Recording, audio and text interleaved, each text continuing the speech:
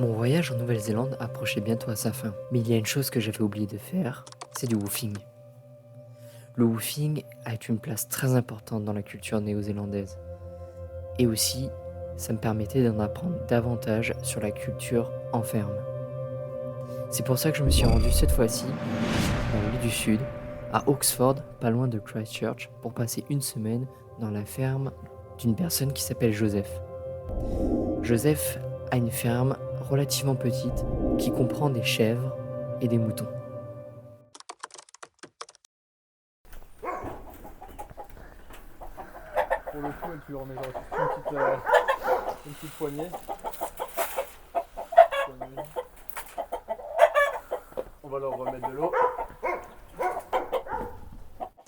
Bon, mon premier jour a commencé fort parce que je suis arrivé à la ferme avec du retard. J'ai coincé ma voiture dans une rivière que j'ai essayé de traverser, malgré le fait que j'ai pas un 4x4. Une fois arrivé, j'ai surtout fait un tour de la ferme pour comprendre comment elle fonctionnait et voir l'étendue de ces dernières. J'ai aidé Arnaud à donner à manger aux poules.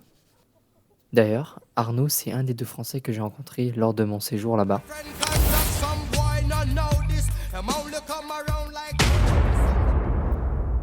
Il est vite devenu un très bon pote avec qui je suis resté en contact. Elles seront toutes rentrées. Arnaud m'a expliqué que les brebis venaient de mettre bas, donc du coup cette semaine sera sûrement tournée autour du suivi des bébés et voir s'ils sont toujours en pleine forme.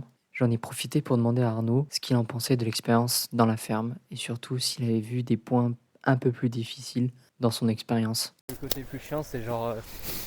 C'est tout ce côté où quand tu dois gérer avec les animaux morts. Non, c'est même pas chiant, ça fait partie du taf. Ce qui est compliqué dans ce genre de travail, c'est que c'est du non-stop. Ouais. Ça fait 2 mois qu'on est là, ça fait que 2 mois qu'on est là, on n'a pas eu un jour de repos. Parce que les bêtes, le matin, faut bien qu'elles mangent. Le soir, faut bien que tu checkes si tout le monde va bien. Après, en fait, t'as des gros moments de pause une fois que t'as fini ta matinée.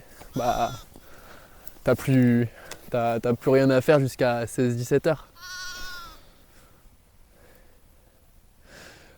Les tout petits, on va essayer de les laisser un petit peu avant que la mère se barre. Le problème, c'est qu'elle peut les abandonner. Après, sur les plus grands, il n'y a pas trop de soucis. Puis là, elle est pas trop loin, tu vois, donc il n'y a pas de souci. Oh, déjà, il nous suit. Voilà, il s'est trompé de maman. Non, mais c'est pas grave. Elle va l'appeler, elle va venir le chercher, on est plus rapide. Mais quand tu es dans les paddocks avec beaucoup plus d'herbe, dans les autres, elle peut vraiment le perdre. Demain, on essaiera de passer toutes celles qui sont là ici. Une des brebis a donné naissance à des triplés, tandis qu'une autre brebis a donné naissance à un seul agneau qui est mort. Du coup, cette dernière brebis est devenue complètement folle. Et pour essayer de la raisonner, ils ont fait le choix de prendre un des agneaux des triplés et le donner à l'autre mère pour qu'elle l'adopte. Pour le moment, c'était pas une grande réussite. Du coup, c'est nous qui devons le nourrir. Allez. Théma, comment elle se débat. Celui qui donne le biberon, c'est Arthur. C'est pas moi qui l'ai tué. Ah non, c'est pas ça que fallait dire.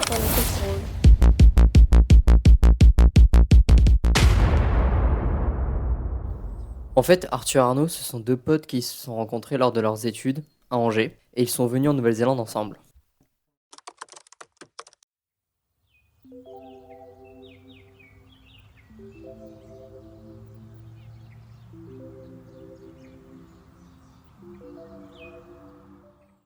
Après un bon petit déjeuner, la première chose que j'ai faite ce matin, c'était juste de donner à manger aux chiens. Arthur m'a donc montré comment doser la nourriture de chacun des chiens.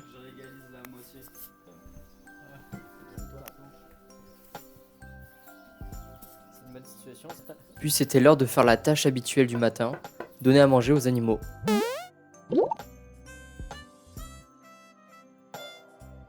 Avant ça, on est passé voir la brebis qui a perdu la tête. Cette dernière est dans ce qu'on appelle l'hôpital. C'est un petit enclos où elle est toute seule. Cela nous permet d'avoir un œil assez rapidement sur elle, au cas où il y a besoin. L'objectif, c'était de réunir le bébé qu'elle doit adopter pour qu'elle lui donne du lait.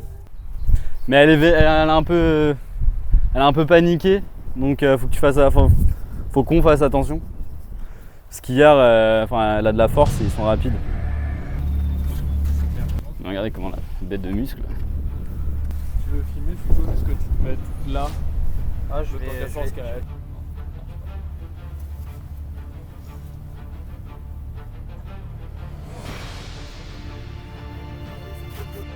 Il y a du lait qui sort ou pas?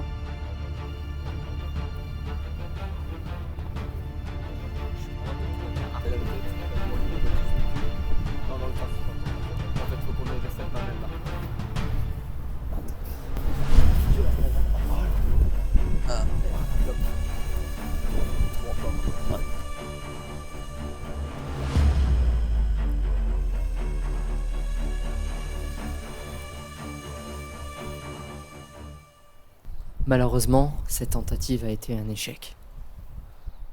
Une autre chose qu'on devait faire ce matin, c'était passer les chèvres dans la baignoire. Cette dernière sert à éliminer le piétin.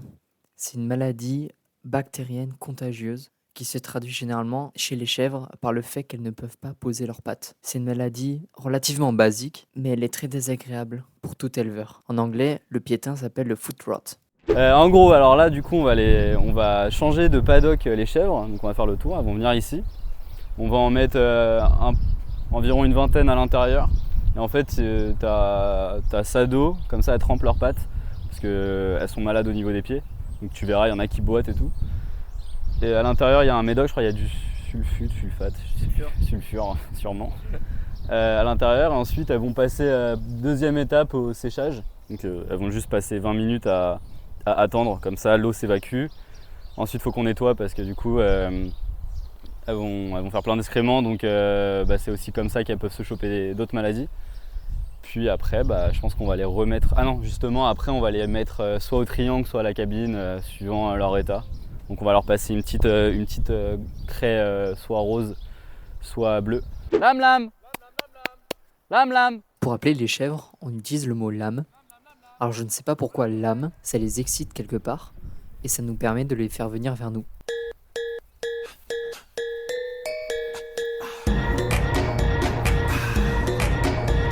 Allez.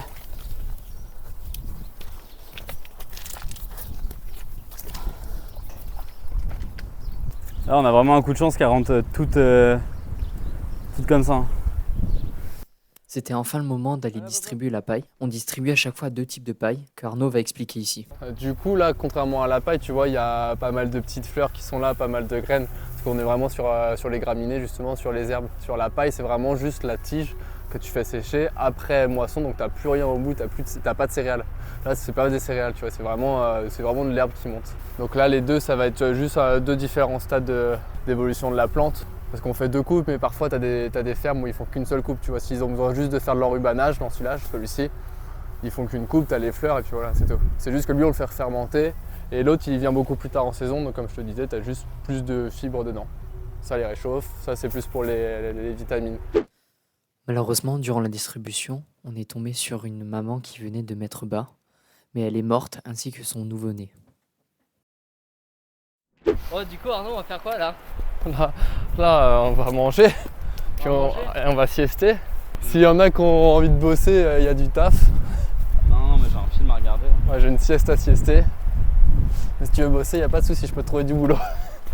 Il y a toujours du boulot en ferme. Et on peut parler sur lui, maintenant il y a juste le son, pas le... Ah non. C'est pas le son. Si, il y a le son. C'est pas lui.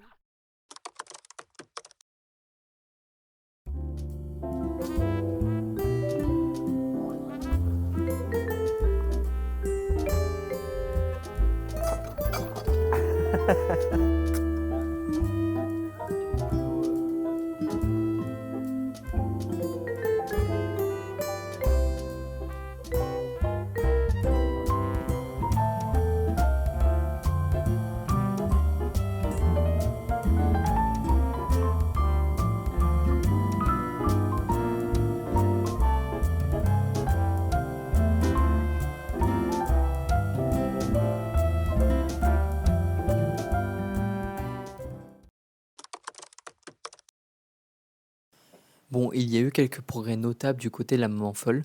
Du coup, on a décidé de la bouger avec le bébé vers un autre enclos. Lui guider la tête jusqu'à la remorque. Je veux bien que tu te la prennes de ton côté. Tu prends la tête avec moi. Allez ma grosse. Allez, on y va.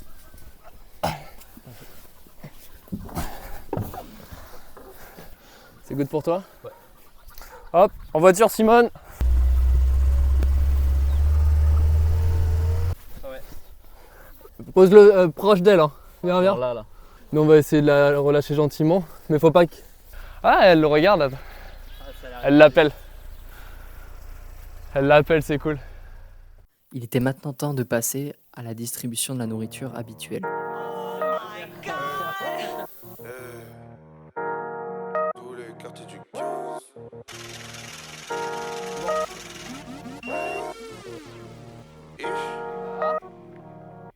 J'ai mis tout le premier album dans le tos, ma vue large comme sur le boulevard d'Haussmann. Ma ville est bâtie au-dessus des ossements. Je suis qu'un homme, je pardonne même quand mes sauces mentent. Je suis avec mon frère, ça t'as dû le voir. C'est pas un pompier mais c'est un soldat du...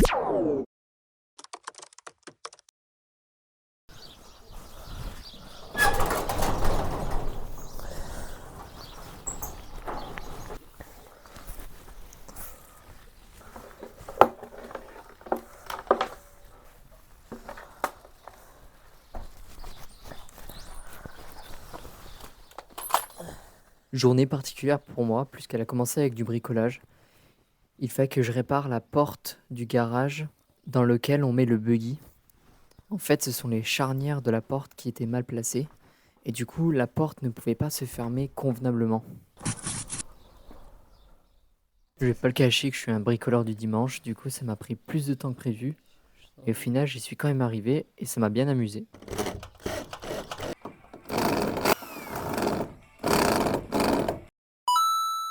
La deuxième mission de la matinée, c'était de faire les poteaux en bois qui servent à faire les enclos.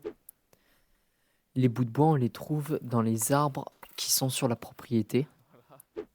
Donc l'objectif ici, c'est de les couper comme un crayon, donc que ça soit très pointu d'un côté, pour pouvoir facilement les enfoncer dans la terre.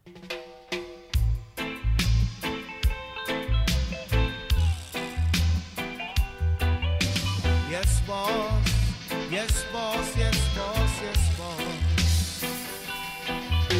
Police in helicopter, I search for marijuana. Policemen in the streets, searching for Cali. Soldiers in the field, burning the Cali weed. But if you continue to burn up the herbs, we gonna burn down the cane fields. If you continue to burn up the herbs, we gonna burn down the cane fields. J'avoue que je m'amusais bien, ça me dérangeait pas de faire ça toute la journée. Mais bon, toutes bonnes choses ont une fin. Et c'était maintenant l'heure de couper les ongles des chèvres. Joseph a amené un petit groupe de lycéens pour leur montrer comment couper les ongles et aussi repérer justement cette bactérie dont j'ai parlé un peu plus tôt. Ça tourne, ça tourne. Donc l'idée ici, c'était d'à la fois couper les ongles des chèvres, mais aussi de les désinfecter au cas où ils présentaient cette bactérie. Sometimes you have to kind of lift it up a little bit and prise it back, and then you can do your cut. I'll just leave that half cut for you. Can you see that in there? Yeah. See that in there? There's a little bit of hoof rot in there. I mean, yeah, my question was more, but I'm not sure which part is the nail and which part is not the nail. How can you like How see can you it? tell? You have to cut into it a little bit to see. Okay, so you like, kind of need to figure out by touching it, like. You do almost, yeah. Okay. You get to know that, like, that distance to the first joint on your little finger, that's about the normal length for the hoof. Thank you. I'm just going to pass your gate over. And then you're going to put it back onto those gate cutters there. Je vais pas le cacher, j'avais un peu peur de faire mal à la chèvre. Du coup, je coupais l'ongle de manière assez timide en vrai.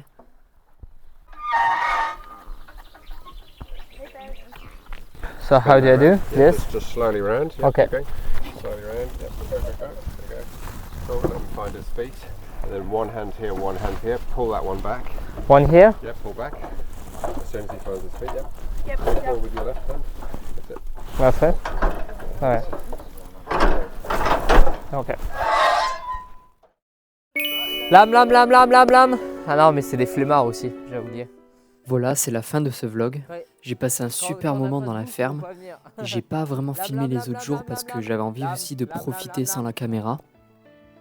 Je remercie encore Joseph pour l'accueil. C'était un super moment passé avec lui. Et je suis aussi super content d'avoir rencontré Arthur et Arnaud. Et j'espère les recroiser durant mon voyage.